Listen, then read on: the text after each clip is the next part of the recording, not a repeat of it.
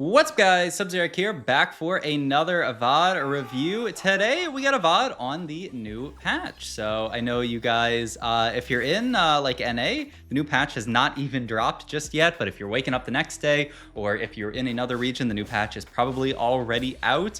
And that is true for regions like Japan, like Korea, and that's how we're VOD reviewing a game on the new patch. This is a game on the Japanese server, picked up by my new VOD review checker tool that one of my viewers put together and then gave me a kind of like beta access to. So we're able to VOD review the new patch literally like, you know, minutes into it, which is really, really exciting here. This is a high elo Japanese game. I was really just looking for people who are playing on the new patch. And this also highlighted a comp that I really, really want to talk about on the new patch. So we're watching April Fool here, which, yeah, I won't say that April Fool is like the second coming of dish soap or anything like that, but, you know, a high elo enough Japanese player, and I'm excited to watch this game. And I will say, so going into first augment here, a lot of kind of mediocre options. I would say Wandering Trainer is kind of like the best default option here based on the stuff we've been offered, but I don't think this player actually wants to play flexibly in this spot. And so we're going to reroll all our options, take Crown Guarded here, which is, I mean, it's not great onto Amumu, honestly. His AP scaling is just more damage. It doesn't actually like make him any tankier. But we're going to make the Crown Guarded here. We're going to level up. We're going to play the Ziggs, and we are going to make a Shojin here and keep Rod open. And the idea here, I think you can easily see we're playing around this Ziggs already, even though we don't even have a Dominator on the board yet, is to play Dominators from this spot. And you know, Dominators is a comp that got pretty significantly buffed this patch. Blitzcrank got buffed really hard. Cassiopeia got buffed really hard. Silco got a little kiss on the. He got buffed a little bit. And so yeah, this is a comp that I think a lot of people are more excited about this patch. And I mean, if you think about it, the way that balancing in TFT usually works is, you know, you have a comp like Sorks, which was kind of like the dominant comp last patch. That comp, and you know, so you know, you say Sorks is like up here last patch, and Dominators is like way down here. But Sorks then gets brought down like right to about here, and the Dominators gets buffed up, and all of a sudden, is Dominators a better comp than Sorks? I mean, we'll see how this game plays out, but I would say Dominators certainly look like they are on the rise. So I'm excited to review this game and also just, I mean, yeah, to yap about this comp. So yeah. Also, just shows my mic is kind of. Let me move my mic a little bit closer to my face. All right, maybe that gives you more clear, crisp audio. I hope it doesn't like mess with my sound settings or anything like that. But yeah, we picked up the Blitzcrank already, which is really, really nice. Allows us to fit Dominators like we talked about. That is one of the Dominators that got buffed pretty significantly, especially at stuff like 3-star, but even earlier at like 1 and 2-star, he got buffed. So you're really excited about a Blitzcrank now. I think these days it is going to be kind of like back to the idea of like, I got dropped a Blitzcrank from an orb. I'm like super excited to play a Dominators opener, but you know, of course, only time will tell. Also, going to go for the pre-level here so that we have to hold on to the Cassiopeia and the Swain here. Swain can come in as Conqueror, potentially get us those Conqueror stacked. And then Cassiopeia is, of course, a Dominator.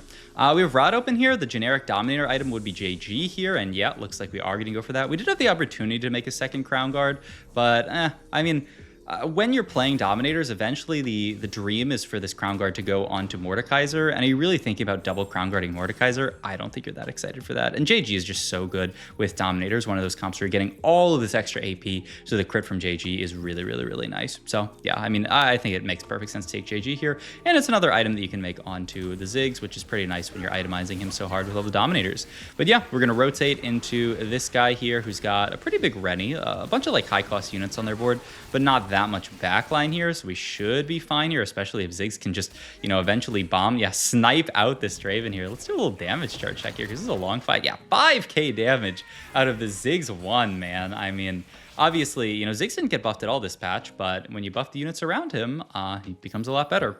There is also one other person 100 streaking here. Let's just peek over. Oh my god.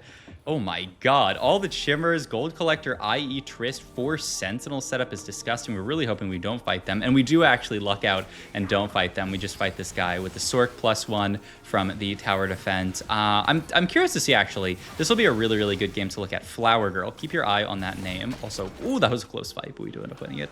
I want to know how well this Flower Girl player does because, you know, Sorks got nerfed, like I said, I think pretty hard. Like, I think a bit over nerfed. I think they could have done with like a little bit of like a love tap in some kind of direction. Like I said, maybe buff frontline Swain or something like that.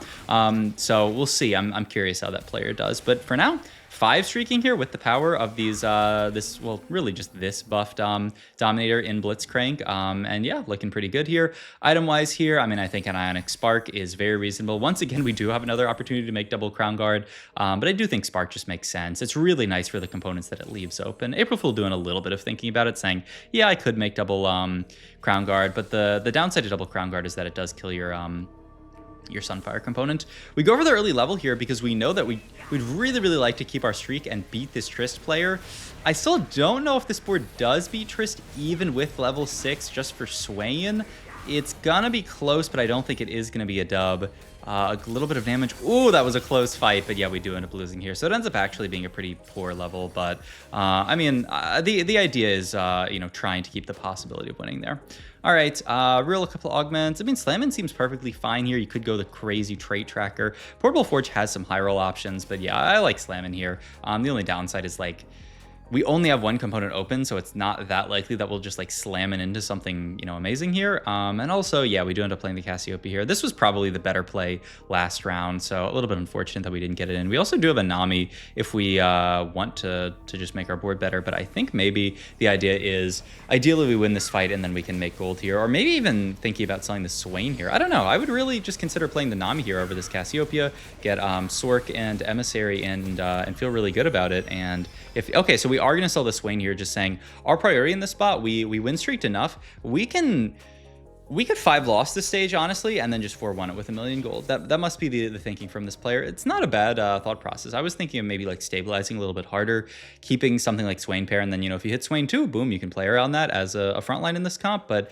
no, they really just want to go for, I mean, especially with the idea that we know we're contested dominators, we really just want to be able to push level and get to level up on 4-1 with just as much gold as possible. And so that's the idea. Just make sure that we make 50, make sure that we make 40, and yeah, put ourselves into a really good spot. Also, not really losing enough that we'll have like great carousel prior or anything like that. There is a Silco, but I mean, I think the other person, yeah, is Mental God the Dominator? No, Mental God's not actually the Dominators player. So actually, this is pretty good for us in that this Mental God player is probably going to sell off the Silco here. We also pick up Tier here, which can just be used to make another Shojin. You can never have too many Shojins in this comp. So yeah, we get basically a free level up here, so we can level, I mean, almost completely free if we win this next fight. But yeah, check this board. Yeah, they did immediately sell the Silco. Who's the other Dominators player? I mean, they took literally Dominators +1. This guy. Oh, the Sunkel, actually. Another Dominators player win streaking, actually, on, yeah, that was the Blitzcrank 2 that we fought. That would just look like it was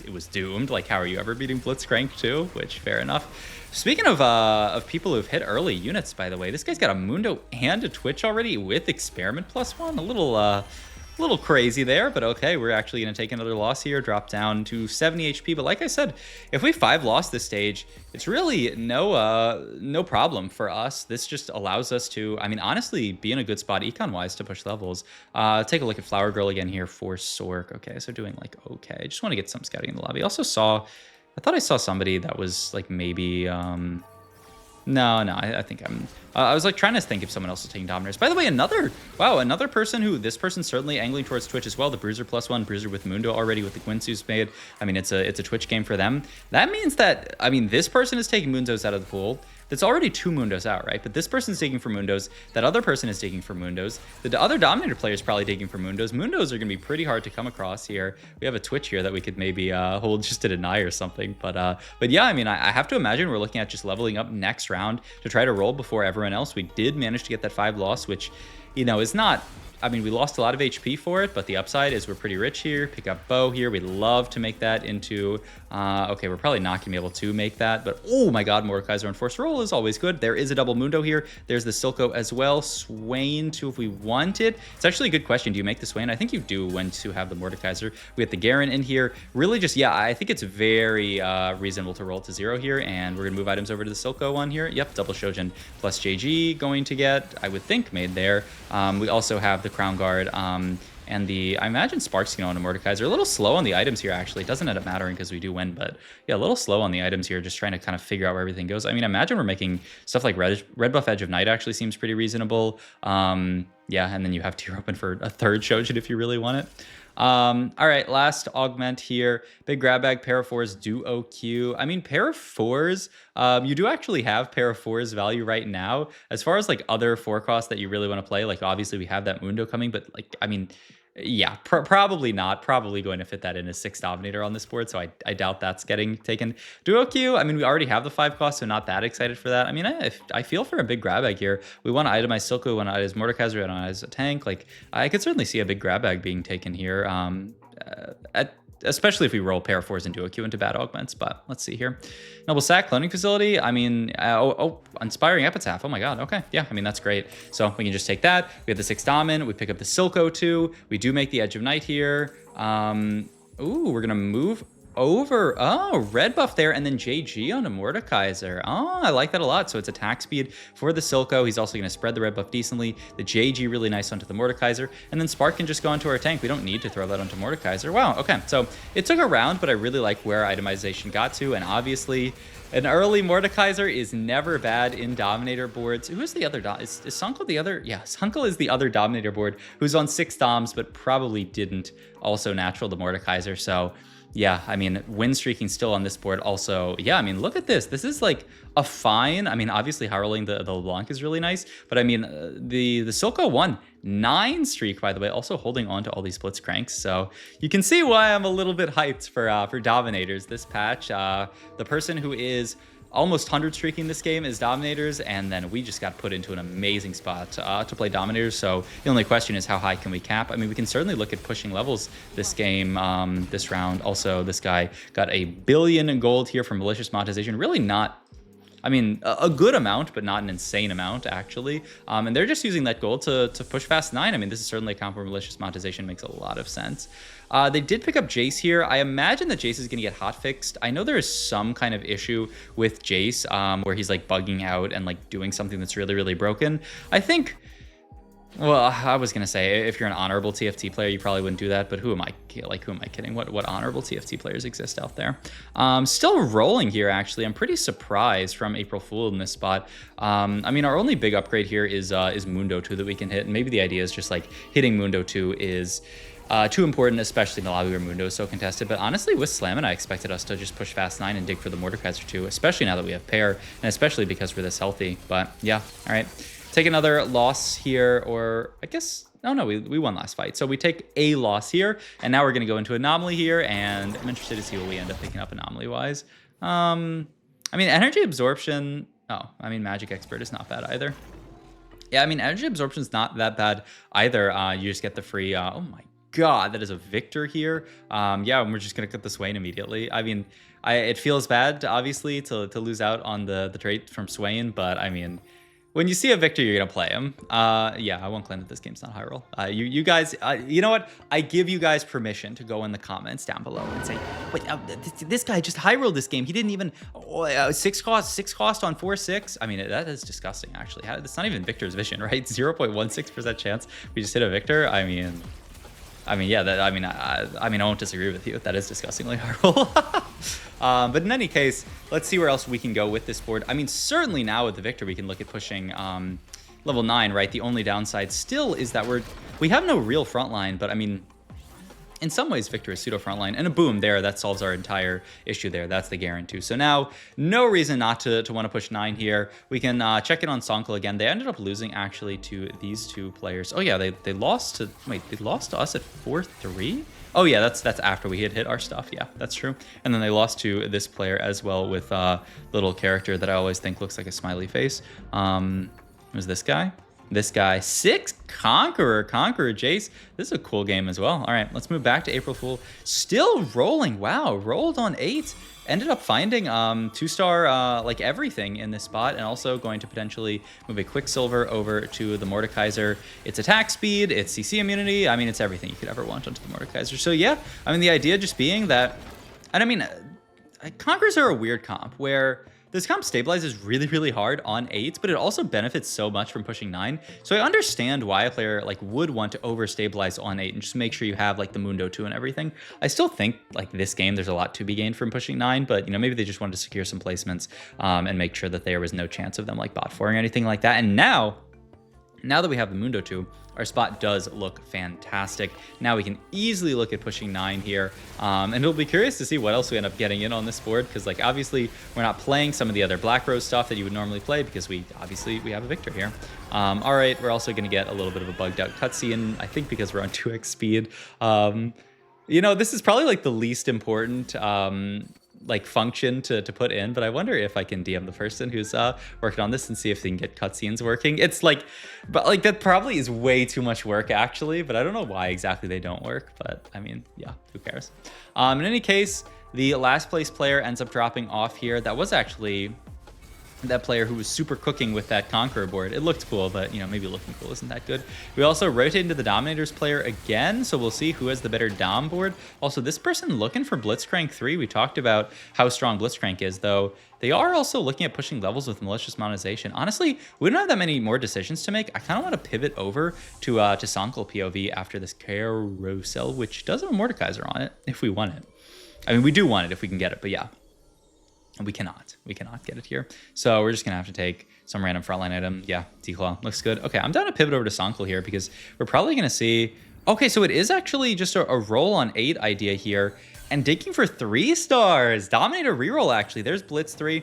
Also 6 Cassios here, and yeah, we're gonna move the items over to Blitz here. So, yo, this is a really, really cool setup here. Let's watch one fight play out from this board here. The only downside is our items are a little bit, I mean, I would say, I was gonna say the items are a bit worse, but honestly, I don't know if that's even really true.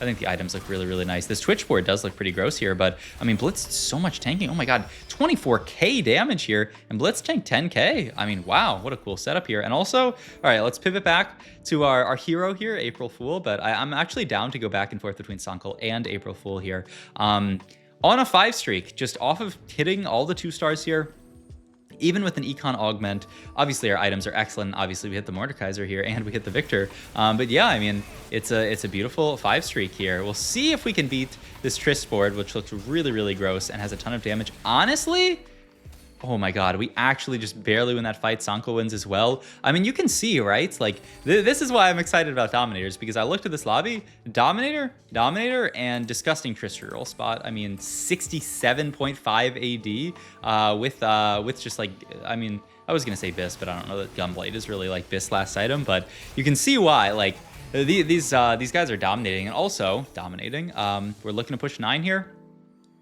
I'm really curious to see what the last in here actually is. There is the Mordekaiser, if we want it. Thinking about just getting like a random Vlad in. Gonna play backline Jace here, so no bug abusing. I appreciate that. I like that a lot. And then itemize here, I don't know, take Thief's Gloves, throw it onto Blitzcrank or something. Thief's Gloves onto Victor here. Yeah, okay, reasonable enough. And yeah, I mean, the Victor continuing to cast here. Mordekaiser popping off here. Sankel ends up losing to, that was not to us, right? Or am I crazy? Yeah, no, that was against somebody else. So we have the top 4 locked in. It's these 2 boards. And then the last board here is a 7 Rebel board with Rebel +1. Also LeBlanc 2 Jinx 2. Wow. I mean, you would think that this board would be like winning out the lobby. I'm actually really curious to see if we, no, it's going to be Dom versus Dom here. I mean, I'm curious to see this matchup as well. This is like the reroll Dominators versus like a more fast 9 version of Dominators, playing for Mordekaiser 2 versus playing for stuff like Blitzcrank 3. And it's a really close fight, actually. I mean, I have to say that fight was probably Victor diff. If we don't have Victor, I don't think we win that fight. So yeah, also Jace 2 picked up here. Wants to put frontline Jace, but oh, wait, they are going to put frontline Jace? I mean, we might. Okay. They are going to keep backline Jace. So honorable, actually. So honorable to keep the Jace backlined here. And yeah, we'll see. Okay, this is us versus that really, really strong Rebel board like I talked about. I'm curious to see how the fight goes. It really, oh my God, it's actually really, really close. Oh my God, it's just the Silco every round is just doing insane work, 10,000 damage here. And look at that, by the way, the game comes to almost an end and it's a top 2. It is a Dominators 1-2 finish here. So we only got maybe one more fight left if we end up winning this last fight versus Sankel. Rolling down here, trying to pick up the Cassiopeia 3, but can't pick it up. Finds a Warwick though, really, really insane here. Yeah, I feel like Cassiopeia 3 is really the thing they're looking for to push their board to the point that they can win this matchup. But maybe, hey, maybe Warwick's also that thing that can push the board. This is a pretty front to back type comp, so I don't think Warwick is like that crazy. But I mean, execute is execute here. We'll see how this fight goes. The Silco damage is enough, and it is a dub for April Fool. So yeah, I mean, really just a crazy game. Let me see if I can jump back here a little bit. Yeah, I mean, just a crazy game where Dominators won 2, and you know, obviously going into this patch, Dominators were seen as like one of the worst AP options, maybe the single worst AP option that you can play. So seeing a Dominator 1-2 is just really, really interesting, and I'm excited to see what the patch ends up looking like, but definitely be on the lookout for some Dominators. So hope you guys enjoyed the video. If you did, please like, comment, and subscribe. Check out my meta file. All my links down below. Check out the op.gg links down below as well. Ton of cool stuff there. Their overlay, their stats websites, all that kind of stuff. And I will see you guys in the next video. Thanks as always for watching.